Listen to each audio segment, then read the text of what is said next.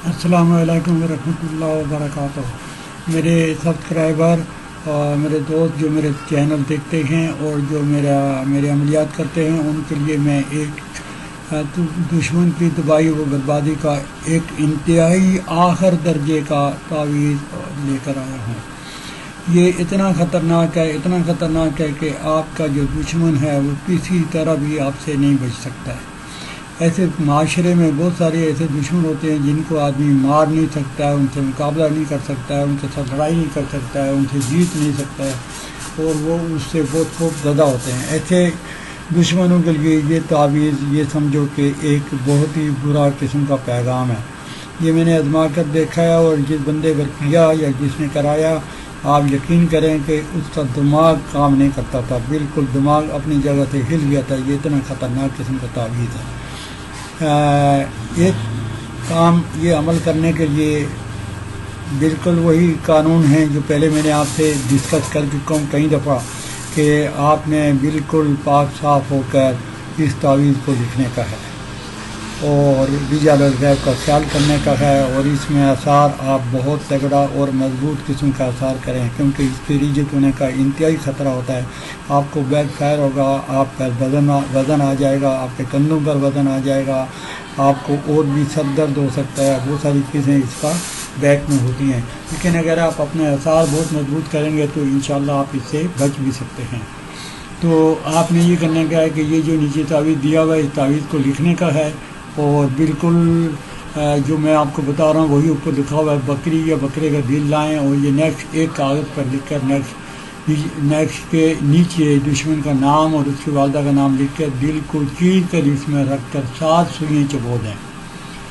سوئیں ہوں، کانٹے ہوں، جو بھی آپ کے پاس اویلیبل ہو وہ آپ لے لیں، اور اس شگاف کو ان سوئیں پر بند کر دیں، لیکن ہر سوئی پر 7 مرتبہ علم تارا کیفا فعل ربک باصحاب الفیل پوری سورہ پڑھ کر ہر سوئی پر پھونکیں گے، اور وہ ایک جگہ گاڑ دیں گے۔ اسی طرح سے آپ 7 سوئیوں پر 7 دفعہ پڑھیں گے، اور آپ اس جو شگاف آپ نے چھری چاقو سے کر کے تعویذ اندر رکھا ہے اس کو بند کر دیں گے۔ اور بہت ہی آسان کام یہ ہے کہ اس کے بعد آپ قبرستان چلے جائیں، وہاں جا کر بڑا سارا کھڈا کھودیں، اور کھڈا کھود کر اس میں یہ دفن کر دیں۔